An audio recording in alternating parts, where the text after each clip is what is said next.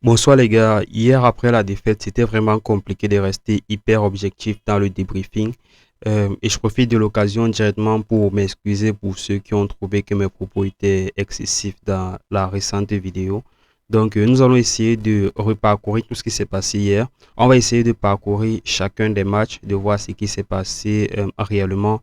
Et on va toujours un peu mettre l'accent sur la rencontre de Benfica Real de Madrid. Et à la fin, on va essayer de commenter un peu les barrages, comment ça va se faire et tout. Donc, on va essayer de faire en sorte que le Real ne retire pas notre amour pour le foot. Parce que c'est aussi ça le foot. C'est souvent compliqué, on gagne, on perd. Malheureusement, ces derniers temps, nous, on est trop habitués à perdre. Donc, sans plus tarder, nous allons commencer. Comme vous le savez tous, le Real a commencé hier par une défaite contre Benfica, une défaite qui n'était bien évidemment pas attendue. Et même si elle était attendue, elle n'était pas attendue à cette échelle-là. D'accord? Parce que qu'est-ce qui s'est passé dans ce match? Dans ce match, c'est le Real qui ouvre le score. Donc, quand le Real ouvre le score, je crois, à cet instant-là, Marseille est mené. Donc, Marseille est mené. Et voilà, tous les Madrilènes sont peinards sur le canapé et tout. Donc, on est en train de regarder le match naturellement. Et puis, il y a une égalisation qui vient d'un gars qui a un nom très compliqué. Qui a un nom très compliqué. Pourtant, Mbappé avait déjà fait tout le travail avec Asensio de l'autre côté. Donc, c'était là le commencement de nos ennuis. C'est à partir de ce moment, de cette égalisation-là, que nos problèmes ont réellement commencé. Donc, dans mon analyse du match, j'ai vu que dans les positions de balle, la façon de récupérer, les allées, les retours, Chouameni, on va retirer tout ce qu'on veut dire, il était quand même là. D'accord? Moi, je trouvais qu'il était quand même là. Maintenant, il y a des erreurs bêtes qui étaient vraiment compliquées. C'était vraiment compliqué. Et à un certain moment, c'était un peu trop facile. Parce que le premier carton rouge que Chouameni prend, c'est pas comme si. Parce qu'il faut rester un peu objectif quand on a regardé le match. Quand le premier carton qu'il prend, il n'a pas réellement fauté en fait. Et ça le met déjà en difficulté. Maintenant, par la suite, ce qui a été créé par la suite, c'était vraiment déstabilisant. C'était très déstabilisant. C'est-à-dire que tout s'est passé tellement vite. Asensio prend un carton jaune et quelques minutes plus tard, on a ce penalty-là. Et voilà, c'est ce penalty avant la mi-temps qui nous fait, on part sur de mauvaises bases en fait. Donc on se retrouve à aller au banc de touche en étant mené 2-1. Donc vraiment ce match on a gagné aucune mi-temps si vous vous rendez compte en fait. On n'a même gagné aucune mi-temps. On n'a pas gagné, on ne gagnait même pas la possession. Je sais même pas comment on a fait pour l'avoir enfin. Donc on ne gagnait même pas la possession et voilà. Donc on va dire que le problème il est à quel niveau? Le problème n'est pas au niveau du coach. Le problème n'est pas le problème au niveau des joueurs de manière générale. Premièrement, c'est d'abord au niveau des joueurs. Le positionnement, on va dire quoi, la rage et tout. Je pense que dans cet effectif-là, il faut réellement faire un nettoyage. Il faut réellement faire un nettoyage parce que ça n'est un peu de trop. Ça n'est un peu de trop. Et voilà, il y a des joueurs réellement que je trouve qu'on doit se séparer d'eux. Je vais le dire à froid comme ça. Vous voyez, ce n'est pas sur l'émotion ou bien quoi que ce soit. C'est basé sur une analyse, d'accord? Et quand j'analyse le truc, plutôt que de structurer toute l'équipe, mieux qu'on se sépare de certains d'entre eux. Il y a des joueurs qui sont titulaires au Real trop tôt. Il y en a d'autres qui ne réalisent pas que c'est au Real de Madrid qu'ils sont en train de jouer, d'accord? Et voilà. Et il y en a d'autres également qui jouent les stars. Ils jouent les superstars et ils ne sont que superstars dans leur tête malheureusement. Donc on va vraiment parler du cas de Vinicius.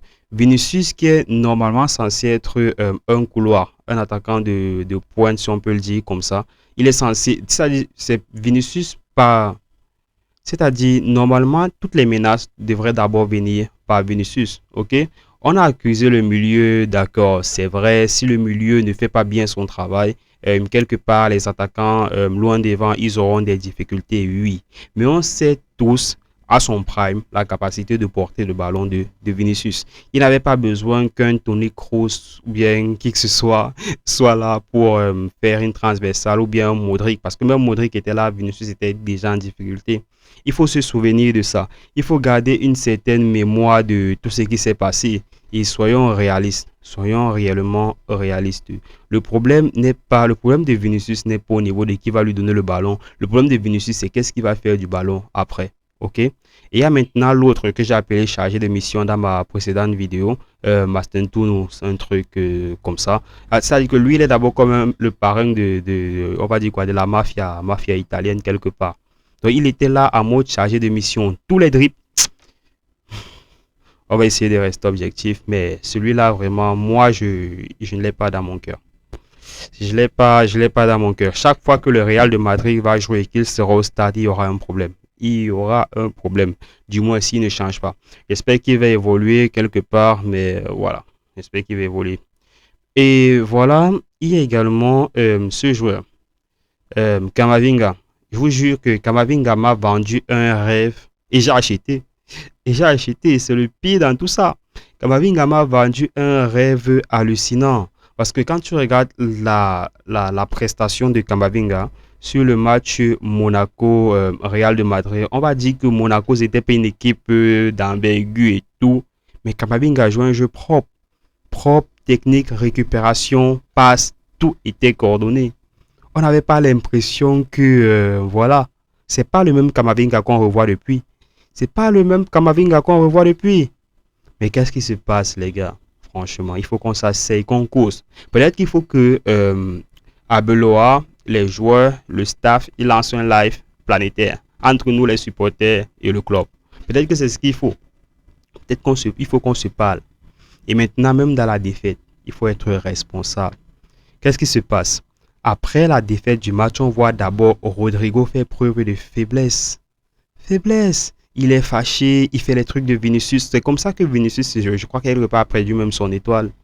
Parce que Vinicius brillait plus que ça. Il brillait plus que ça. Mais il faut savoir être humble. Et c'est l'une des raisons pour lesquelles moi je dis toujours que Mbappé, quelque part, même si vous refusez de l'admettre, pour moi, c'est le meilleur joueur actuel de cette génération. Le gars a un tempérament de fou. Et moi, j'ai dit, quelque part, si c'est que ça ne donne pas, il doit chercher un club comme City où il sera réellement exploité et que les gars vont réellement donner ce qu'il faut. Franchement, on ne peut pas perdre le temps à quelqu'un comme ça. Franchement, les gars, ça ne va pas. Donc, on a besoin de revoir toutes ces structurations-là. À la fin du match, au lieu d'aller saluer ce public qui respecte les joueurs, ce public qui s'est donné de la peine pour venir au stade et assister à des conneries, chacun des joueurs, il se retrouve à aller dans les vestiaires, même sans rien, sans aucun signe de reconnaissance. Il fallait que Thibaut Courtois appelle les joueurs pour qu'ils aillent faire la révérence au public. Et là, ce n'est pas tout. Ce qui se passe quand il y a les défaites, c'est que les joueurs du Real de Madrid ont cette mentalité-là où ils n'arrivent pas à aller parler aux journalistes pour expliquer ce qui s'est passé. Le seul qui a réussi à le faire, c'est Mbappé. Allez suivre. Allez suivre la maturité de l'homme. Il a été réellement mature et il a expliqué les choses simplement, un résumé pas possible. Je vous le mettrai ici là, mais non, la vidéo sera trop longue si je fais ça. Pour vous expliquer à quel point même mentalement, on n'est pas encore sorti de l'auberge. C'est pas bon ce que je vois là. C'est pas bon ce que je vois là. Et par la suite, je vais vous montrer que ce qu'on vient de vivre là, ce n'est même rien. Ce qu'on peut vivre plus tard, à cause des barrages là où nous sommes partis, ça va dépasser peut-être que l'imagination. Peut-être que la plupart des supporters du Real de Madrid vont même se désabonner. Peut-être. C'est possible. C'est possible, les gars. Ce qui est en train de se passer là, je vous jure. Je vais toujours essayer de rester objectif dans cette vidéo. Mais franchement, je parle sincèrement là, à cœur ouvert de vous à moi. Pour essayer de voir si c'est juste de mon côté, si c'est juste mon appréhension, ou bien si c'est un truc général. Mais il faut vraiment qu'on se le dise. Il faut qu'on se le dise quelque part. Il y a des joueurs au Real de Madrid qui n'ont plus rien à faire dans ce club. Il faut qu'ils partent. Il faut qu'ils partent en fait. Il y a des joueurs comme ça. Il y en a d'autres qu'on doit réellement discipliner. On a, on a vraiment perdu beaucoup de temps à vouloir discipliner Mbappé, croyant que le problème c'était lui, alors que quelque part sont les fausses, les soi-disant superstars qu'on a placés là et qui n'ont réellement pas le niveau. Donc il va falloir revoir ça. Il va falloir vendre certains en Arabie Saoudite. Et si ça nous permet de sortir de l'auberge, vraiment pour moi ça serait l'idéal.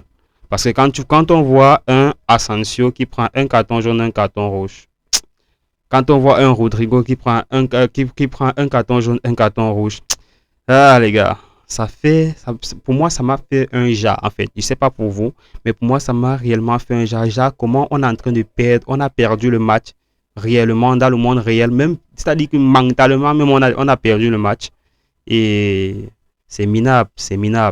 Tellement cette équipe est merdique que c'est la première fois en phase de Ligue des Champions que le Real de Madrid encaisse un but marqué par le gardien. C'est-à-dire que cette équipe va battre des records, mais négativement. Et franchement, c'est pas réellement ce qu'on veut. Donc, assez parlé du Real, on va essayer de voir qu'est-ce qui s'est passé de l'autre côté. De l'autre côté, on a eu des rencontres telles que Liverpool face à Karabakh. Liverpool qui s'est d'ailleurs imposé 6-0. C'est-à-dire, voilà, voilà une vraie équipe. C'est vrai, quelque part, ils affrontaient Karabakh, mais chaque équipe qui arrive en Ligue des Champions, c'est quand même une équipe à respecter. Donc, ils ont donné tout ce qu'ils pouvaient. Malheureusement, ça n'a pas donné. On a eu des buts de McAllister, de Fred, de Salah, de Kitike, bref, et de Chiesa quelque part. Donc, la rencontre était vraiment passionnante, les buts et tout et tout et tout. Donc, voilà, il n'y a pas grand-chose à dire. Tout s'est passé comme prévu, contrairement au Real de Madrid. Ensuite, on a eu la rencontre qui opposait le PSV contre le Bayern. Et là encore, tout s'est passé comme prévu. Le Bayern n'a fait qu'une bouchée. Le score, c'était 2-1 en faveur du Bayern de Munich. Donc là aussi, il n'y a rien à dire. Le match a été très propre et voilà. Les deux équipes ont tout donné. Les deux équipes ont été respectueuses envers le public, envers ceux qui se sont déplacés. Et voilà, le Bayern s'est imposé et c'est tout. Par ailleurs, on a eu la rencontre City-Galatasaray et sans grande surprise, Manchester City s'est imposé. Et par ailleurs, on a également la rencontre qui devrait opposer Atlético de Madrid à Bordeaux. Et comme les Madrid ont décidé ce soir, Madrid a également perdu, a perdu contre Bordeaux qui s'est imposé 2-1. Par la suite également, on a eu la rencontre qui devrait confronter le Borussia Dortmund à Inter de Milan. Et ça, c'était un peu un match assez mitigé parce que les forces étaient égales. Et voilà, Inter a su s'imposer dans cette rencontre-là 2-1, ce qui permet à Inter, bien sûr, de postuler et de prétendre au barrage. Par la suite également, on a eu la rencontre anglaise-allemande qui devrait confronter Tottenham à Francfort. Et voilà, sans grande surprise parce que le match a été totalement dominé. Tottenham s'est imposé 2-0. Et par la suite, on a eu une rencontre très passionnante entre le Paris Saint-Germain et Newcastle. Les deux équipes ont été franchement égales. J'avais fait une analyse par rapport à ça. Donc, les deux équipes ont été franchement égales. Les forces ont été très confrontées. On a eu un penalty malheureusement qui a été raté par Ousmane Dembélé. On ne sait pas ce qui s'est passé avec le ballon d'or. Mais on a eu Vitinha qui a su faire ce qu'il fallait. Et voilà, ça a permis rapidement au PSG de mener. Mais malheureusement, avant la mi-temps, on a eu une égalisation de Will Lock. En outre, également, nous avons eu le match qui devrait confronter Monaco à Juventus. Donc, le match a été nul. Donc, le match a été nul. Nul pas pour dire qu'il n'y avait rien qui était réellement proposé, quoique c'était pas hyper différent. Mais les deux équipes ont fait 0-0 et on va voir ce qui va se passer au barrage. Et par la suite, les premiers de la classe, la rencontre qui devrait confronter Arsenal contre Kara Almaty, si je ne prononce pas mal. Et sans grande surprise, c'est vrai que ce match a été vraiment discuté et que les deux équipes auraient pu faire un match nul, mais sans grande surprise, Arsenal s'est imposé 3-2. Et par la suite, voilà un match qui a vraiment été très émotif. Ça a fait couler beaucoup de larmes. C'était la rencontre de Napoli contre Chelsea. Voilà. Donc, les Napolitains ont tout donné pour passer, mais malheureusement, ça n'a pas suffi. Chelsea s'est imposé 3-2. Et on revient bien évidemment sur la rencontre de la honte qui confrontait le Real de Madrid à Benfica. Et bizarrement, bizarrement, ce qui était difficile à pronostiquer par beaucoup, Benfica s'est imposé au Real et avec la manière 4-2. Toujours dans la même lancée, des gens qui marquent les 4 buts. On a également le Barça contre Copenhague. Je ne sais pas si je prononce bien ce nom. Et le Barça s'est imposé bien évidemment 4 buts signés Lewandowski, Yamal, Rafinha et le préféré Rashford. Voilà. Maintenant, en ce qui concerne les barrages, qu'est-ce qui se passe? On remarque tout de suite là que le Real de Madrid peut avoir un adversaire, Benfica ou Bodo, ok? Et beaucoup vont dire que si on tombe sur Bodo, ça sera un match à chill et tout. Mais sachez que Bodo, c'est une équipe qui a eu à taper Manchester City. C'est une équipe qui a eu à taper Manchester City. C'est-à-dire qu'on est dans la merde, les gars. On est dans la merde jusqu'au cou. Jusqu'au cou. On n'est pas sorti de l'auberge. Et maintenant, la spécificité avec ces matchs-là, c'est que ça se joue à un aller-retour, d'accord? C'est pour ça que Mbappé, dans son interview, dans sa prise de parole, il dit que ça fait 2 matchs supplémentaires qu'on aurait pu éviter. Malheureusement, il a raison. Donc, les matchs là vont se jouer en aller-retour. C'est vrai que quelque part, c'est jouissif pour nous, les fans de football. Donc, on va voir plus de matchs. Mais on n'avait pas besoin de voir ce genre de match-là. On aurait bien pu voir le Barça qui joue ça. Donc voilà, le Real de Madrid risque d'affronter Benfica ou Bodo. Pareil pour Inter. Et vous allez faire la réciproque. Paris risque d'affronter Monaco. Ça serait vraiment dommage parce que on va donner moins de place à une équipe française. Donc c'est vrai que Monaco lui-même, ils sont pas très sérieux. Donc Paris va affronter soit Monaco, soit Karabakh. Donc on va voir ce que ça va donner. Et par la suite, on a des équipes comme Juventus qui vont soit confronter Club Brugge ou bien Galatasaray. On rappelle que c'est Club Brugge qui a éliminé, entre guillemets, même pas entre guillemets, officiellement, d'une belle défaite Marseille. Marseille qui a vraiment été merdique sur ce match. Donc, j'ai d'abord voulu faire un décryptage du match de Marseille, mais il n'y a rien à dire. Marseille est encore bien pire. Bref, ça, c'est un autre niveau de faiblesse. Donc, voilà, on va soit affronter Juventus et Atlético vont soit affronter le Club Brugge ou Galatasaray. De toutes les façons, demain, on sera fixé sur qui fait quoi. Et de l'autre côté, on aura également Atalanta ou Leverkusen qui vont affronter soit Dortmund, soit Olympiakos. D'accord? Donc voilà en gros pour comment sont harmonisés, comment sont organisés les barrages. Donc demain, on aura la confirmation. Donc voilà, nous arrivons au thème de cette vidéo. Vous connaissez déjà le geste. Si cette vidéo vous a plu, vous likez, vous vous abonnez. Vous likez surtout d'abord, vous vous abonnez, vous activez la cloche de notification. C'était JD Foot. Prenez soin de vous, suivez votre santé mentale et voilà, à très bientôt pour une prochaine vidéo. Peace.